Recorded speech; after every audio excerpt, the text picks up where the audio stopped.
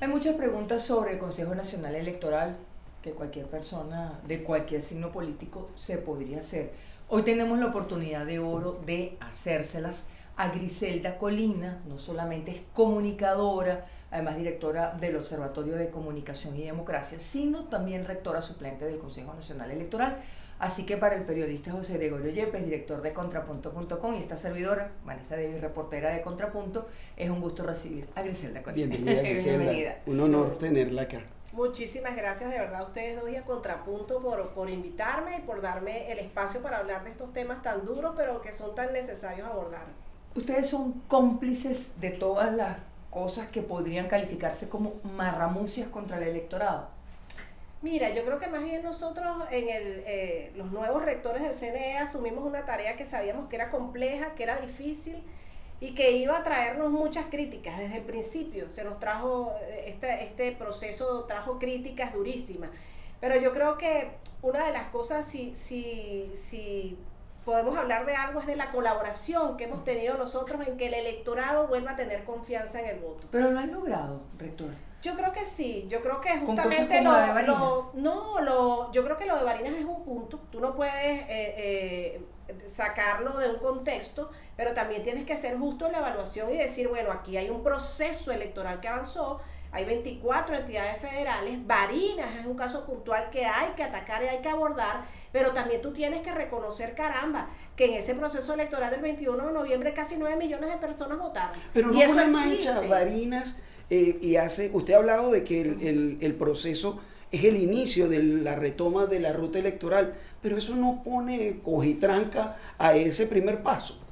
Esa es una mancha, totalmente de acuerdo, es una mancha grave, pero lo que pone en evidencia justamente es que hay otros actores y otras instituciones que no han avanzado en ese camino. Justamente lo que pasa en Barinas sucede porque la gente votó, porque los actores políticos tenían las actas y tenían cómo comprobar que ganaron. O sea, todo eso queda en evidencia también, y queda en evidencia que hay grupos que son resistentes dentro del oficialismo y que no quieren el cambio, que no están dispuestos a aceptar el cambio. Usted habla de resistencias en el oficialismo, pero también hay resistencias del otro bando dentro del camino electoral.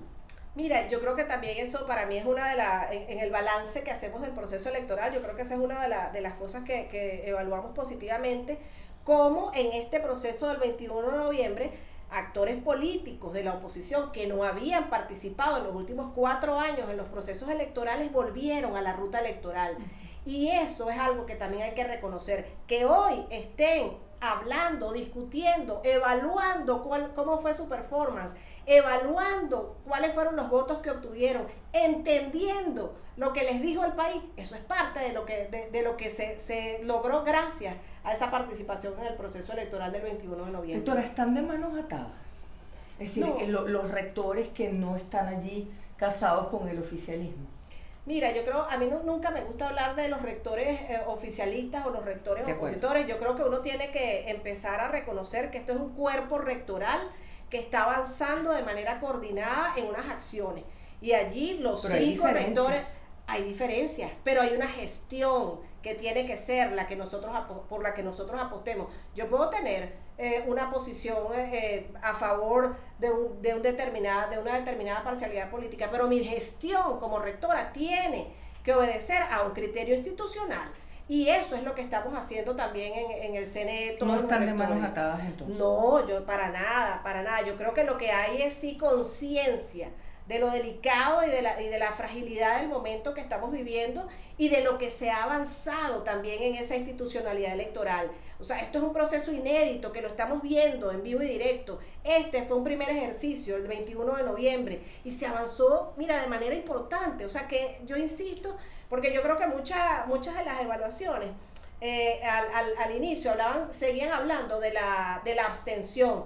Y sí, la abstención es algo importante que hay que vencer. Pero yo creo que decir que en este proceso no solo se detuvo la abstención, sino que la curva empezó a subir. La gente, hoy el venezolano está hablando de elecciones. Usted habla de que se está quebrando la tendencia en la abstención y habla de los resultados positivos hacia afuera. Hacia adentro del CNE hay también transformaciones en esa institucionalidad, en esta nueva gestión. Totalmente. Yo creo que, mira... ¿Cuáles son esas transformaciones? Sabes bueno, yo, como saben, yo vengo además de trabajar el tema electoral por años y siempre yo iba siempre por al eso CNE. la tenemos aquí. Yo siempre iba al CNE, visitaba, trataba de hablar con los rectores. El ambiente, nada más el ambiente, el clima, cuando tú entras al CNE es diferente. Ya es diferente. La cara de los empleados, la cara de la gente, eso cambió. Uh-huh. Y yo creo y una de las cosas que yo reconozco también en la presidencia de Pedro Calzadilla es cómo humanizó ese Consejo Nacional Electoral. Tú sientes que la gente está trabajando a gusto, que sienten que están en una institución que está marcando un cambio en el país. ¿Usted cree que se retomó la mística del CNE? Mira, es que yo creo que y del funcionario de carrera, por ejemplo. No, es que el CNE no son solamente los rectores. Ese funcionariado ha estado allí por años. Y eso hay que reconocerlo. La gente que más sabe de procesos electorales está ahí. Pero hay poderes, no hay poderes sobre ustedes, rectora. Tribunal Supremo de Justicia, Sala Electoral, Contraloría General de la República con las inhabilitaciones. Al final tomaron decisiones por encima del CNE. Y eso es lo que queda en evidencia. Que también hubo un CNE que no se prestó para ese juego. Y yo siempre lo he dicho, mira, yo creo que en otras gestiones anteriores del CNE, nosotros ni siquiera un día hubiese tardado este proceso en darse a conocer. O sea, aquí esto se tardó esta semana porque había una lucha interna también y porque los actores tenían conocimiento de los resultados. O sea, aquí el TCJ incluso en su segunda sentencia, y eso hay que decirlo, tuvo que reconocer que Superlano ganó. Eso es importante. Bueno, pero eso se debe solo al forcejeo de Picón y de Enrique Márquez. No, se debe a la presencia de un grupo que inició un cambio en el poder electoral y que están allí justamente defendiendo ese ejercicio. Porque ese es un trabajo que son 6 meses que estuvieron ellos trabajando, donde también vinieron los grupos internacionales, donde estuvo la misión de observación de la Unión Europea, donde estuvo el Centro Carter, donde todavía están los ojos del panel de expertos de Naciones Unidas, y ellos saben que eso es parte de lo que están siendo sometidos y que están siendo observados. Y el panel de Naciones Unidas, de expertos de Naciones Unidas, está en Barinas observando el proceso en este momento. No, ya todos los grupos internacionales se fueron del país, todos. Okay. Se fue la MOE, el Centro Carter y Naciones Unidas. Todos siguen en contacto. De hecho, nosotros hemos tenido reuniones con cada uno de estos actores porque nos parece importante que se entienda esto que explicábamos ahorita al inicio bueno, mira, tú tienes que evaluar el proceso completo sabiendo que sí, esto de Barinas es una mancha, pero no desdice, no desdibuja, no malogra todo lo que se avanzó en el proceso, porque eso es lo que yo creo que es importante, entender cómo Barinas más bien está dando una demostración de dignidad y de decir aquí estamos y creemos en el voto y esto es lo que nosotros tenemos para salir, para cambiar esta situación tan trágica que tenemos. ¿Usted ve, rectora, entonces como una ganancia para el país que quedó en evidencia que el CNE en su conjunto no se prestó para una trampa? Yo creo que sí. Y hay que decirlo. Hay que decirlo y hay que explicarlo y hay que hacérselo ver a la gente. Es decir, que son otros poderes los que están torpedeando esa voluntad popular. Otros poderes, otras instancias, otros actores. ¿Quiénes se resisten al cambio? Usted dice que hay sectores en el oficialismo, pero ¿a qué cambio se resisten, por ejemplo? ¿A perder el poder? No, yo creo que el oficialismo siempre ha sido como muy, muy claro en decir que ellos no quieren dejar el poder. Siempre lo han dicho.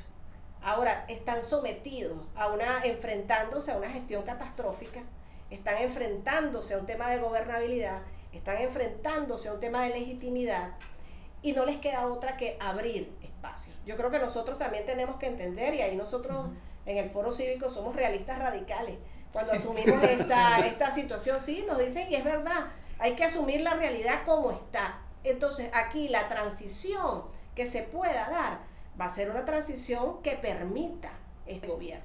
Esa es una realidad. Y Es lo esa- que permite este gobierno por la vía electoral, perdón. Por la vía electoral y por la vía de recuperación institucional, de gobierno compartido. O sea, esto que lo estamos viendo, esto que se está dando por la vía de la negociación, ¿cuáles son sus motivaciones? ¿Qué incentivos? Pero el se le oficialismo puede dar? podría decir, vamos a repetir al infinito las elecciones en Barinas hasta que el oficialismo gane.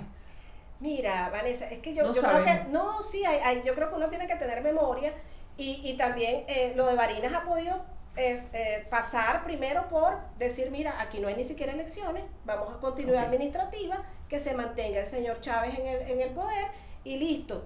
No lo hemos visto, eso lo hemos visto los venezolanos. Sí. Entonces, más bien que estemos avanzando en un nuevo proceso electoral que le permita a los venezolanos expresarse, que además allí yo creo que el tema de la indignación que siente el pueblo barinés por esto que sucedió es una parte que nadie está tomando en cuenta y que yo creo que hoy estemos todavía nosotros los venezolanos hablando y todos los ojos puestos en Barinas. Yo conozco mucha gente que me dice que se quiere ir a Barinas a ver cómo está la elección. Claro, no pueden votar Es porque irregular la mudanza de Claudio Fermín y de Jorge Arreaza. de Jorge Arreaza. totalmente irregular, Sí. totalmente violatoria de las normas. Es parte también de lo que nosotros tenemos que seguir diciendo y de esas cosas que no pueden seguir pasando en los procesos electorales, esos manejos discrecionales a último momento Sí.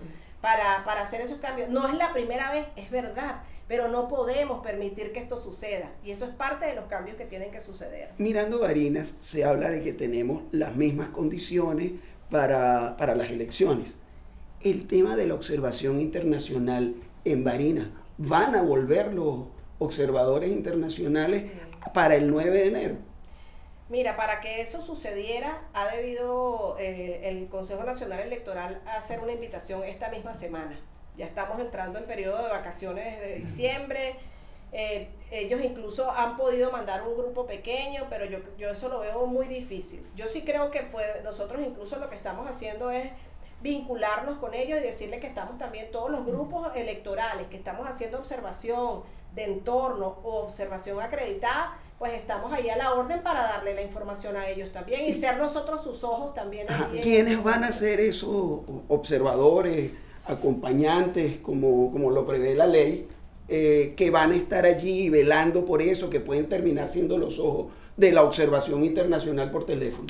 No, mira, yo creo que si algo también nos demostró la pandemia es cómo la digitalidad nos permite estar presentes en muchos espacios y cómo nos permite conectarnos, ¿no? Eso nosotros, incluso ahí está la red electoral ciudadana, donde está CEPAS, Voto Joven, el Observatorio Global de Comunicación y Democracia, está el Observatorio Electoral Venezolano, que ya pidió sus credenciales para esta elección, está también la red de observación electoral de la Asamblea de Educación, que también hizo la solicitud de sus credenciales, y los otros, hay 4 grupos de observación nacional que también deberían estar presentes. Eso no quiere decir que por supuesto no sea importante la observación y los grupos internacionales, pero justamente hay maneras de mantener esos vínculos y de darles la información de primera mano. Porque además, mira, yo leía el informe de la MOE, el preliminar, y yo decía, todo lo que dijo la MOE, nosotros, las organizaciones nacionales, lo hemos venido diciendo por años.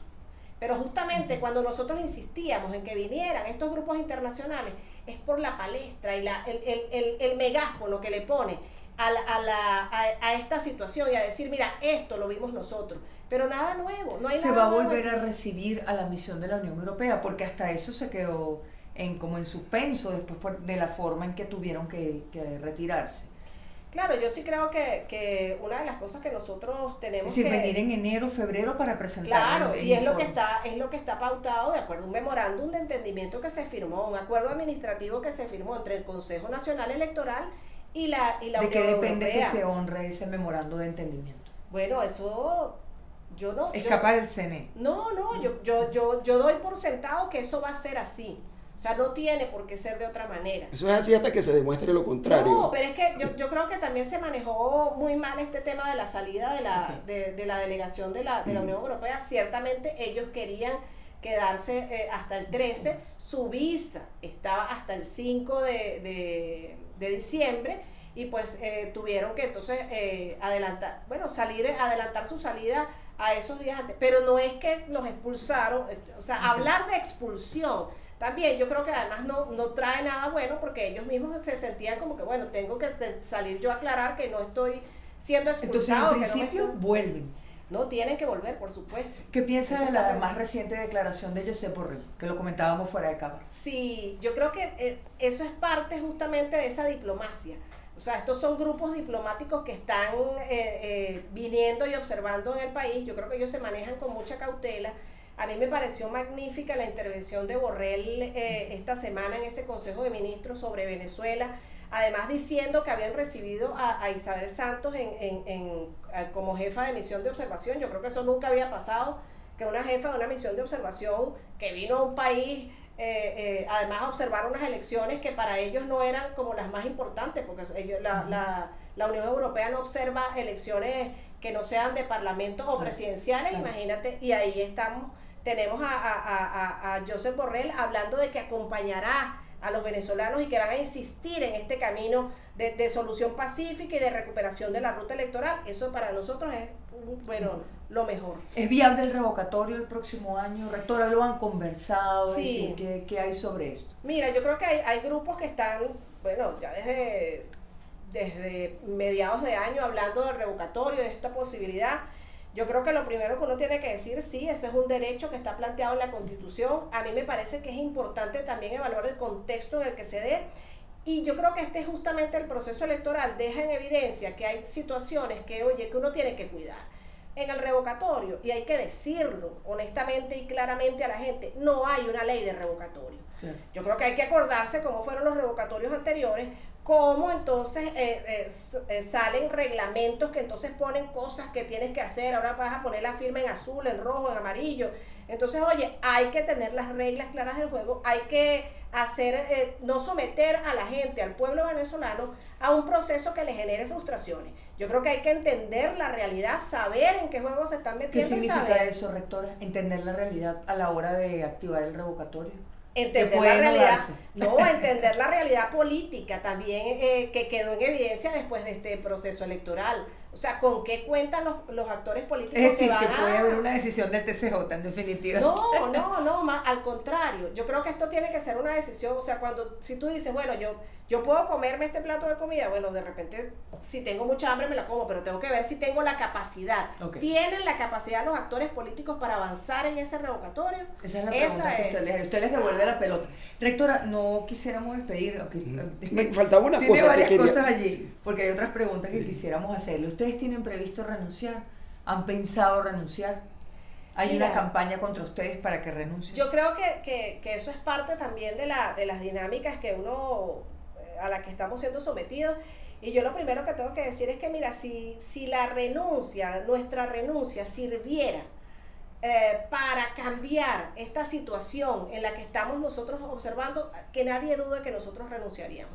Ahora, yo creo que en este momento lo peor que nosotros podríamos hacer es abandonar un espacio en el que ganamos y en el que seguimos luchando y seguimos comprometidos. Aquí ninguno de los que se metió en este proceso lo hizo sin conciencia, ¿no? Aquí hay conciencia plena y hay un compromiso.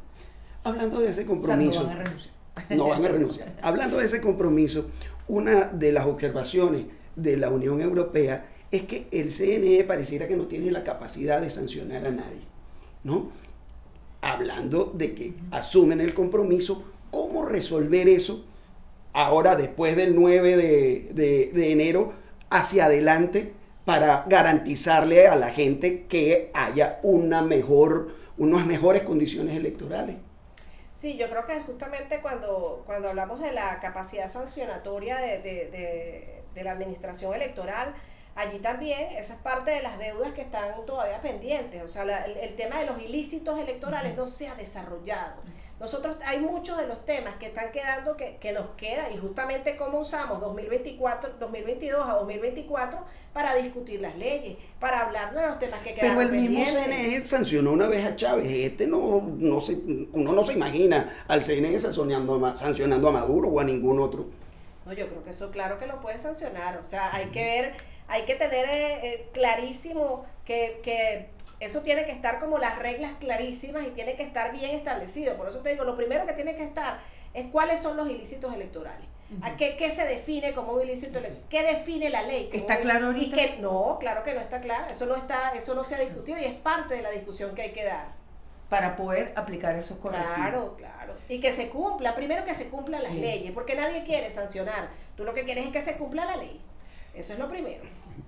Perspectivas para el próximo año en lo que respecta al Consejo Nacional Electoral. El revocatorio si las fuerzas políticas lo activan. ¿Qué más? No, y el revocatorio, claro, y además discutir toda el tema de la normativa legal vigente en materia electoral. Yo creo que una de las cosas que quedó evidente allí es cómo hay situaciones que son vacíos en la ley que hay que discutirlo y hay que afinar. También en el tema de la paridad de género, o sea, eso es un tema, oye, en este proceso electoral, y no solamente le toca al CNE, ahí le toca a los partidos políticos entender la fortaleza que tienen también y que están dejando de lado al no postular mujeres como candidatas en los cargos de elección popular. Ahí nosotros estamos viendo cómo en este proceso electoral incluso quedaron peor los cargos que en la elección de 2017. Eso es un reto. El tema de las elecciones de cargos indígenas. O sea, eso todo, mira, el tema de la proporcionalidad, de la representación de las minorías. Hay tantos temas que nos toca discutir y eso que no estoy nombrando, un tema que es dificilísimo y durísimo para nosotros, que es el tema del voto de los venezolanos en el exterior. Claro. Eso no se resuelve en 2 días. Y eso no lo podemos hacer nosotros solos. Eso requiere participación de grupos internacionales, allí Naciones Unidas, allí el panel de expertos, allí la función interagencial que puedan tener, ayudar a los venezolanos que están fuera. Primero a recuperar su identidad y después a recuperar sus derechos políticos. Con es una importante para nosotros. Internacional. Bueno, primero tienen que haber acuerdos para permitir que los venezolanos que están fuera puedan ser parte del registro electoral, que se registren y que puedan luego votar. ¿Puede apoyar la Unión Europea en eso o Naciones Unidas? La Unión Europea, claro, totalmente. Rectora, pues estamos jugando al extraíni, pero los partidos políticos que están ilegalizados o que no han logrado formalizar, ahí hablamos de redes, hablamos distintas organizaciones que siempre dicen no nos han reconocido. ¿Eso va a cambiar el próximo año? Es una carta al niño Jesús. No, yo creo que eso es uno de los temas, el pluralismo político es uno de los temas en los que hay que seguir trabajando en el CNE. Dentro del CNE hay disposición plena, no solamente a dar esa discusión, sino también a promover a lo interno de los partidos la renovación de sus directivas. O sea, yo creo que eso es parte, que hay muchos partidos políticos de todos los espectros que mira que no han renovado su directiva. Vamos a convocar a las bases, vamos a hacer esos procesos de democracia interna de los partidos políticos. Yo creo que eso es parte de lo que nosotros estamos dispuestos Pero evidentemente ha habido presiones para que a algunos no se les apruebe. Y eso ha quedado evidenciado en declaraciones incluso de los rectores principales. No, totalmente. Es que yo creo que uno no puede dejar de reconocer en qué situación estamos, en qué país estamos. Aquí estamos con una situación de un régimen autoritario. Esa es una realidad y no la desconocemos. Ese es el realismo radical al que usted se refiere. Pero también ese régimen autoritario está abriendo pequeños espacios, pequeñísimos espacios. No, un régimen autoritario no te va a decir, mira, aquí pongo la cabeza para que me la corte. No, eso no va a pasar. Lo que va a pasar es decir, bueno, ¿cómo vamos a promover una convivencia democrática? Eso es lo que nosotros estamos viendo. Lo decía incluso Ugalde esta mañana, que lo escuché en una entrevista, y dice, hay que promover la convivencia democrática. Y la convivencia democrática tiene que permitir que exista el chavismo. El chavismo tiene que existir. Y en la oposición, las oposiciones, los chavismos, todos tienen que existir y tienen que convivir pacíficamente en un país con reglas democráticas claras. Que así sea. Amén. Gracias por estos minutos, rectora. Bienvenida. Gracias por todo. Nosotros despedimos esta conversación con la rectora, además comunicadora, Griselda Colina. Un placer para el periodista José Gregorio Yepes y esta servidora Vanessa Davis que nos hayan acompañado hasta aquí. Hasta una próxima oportunidad.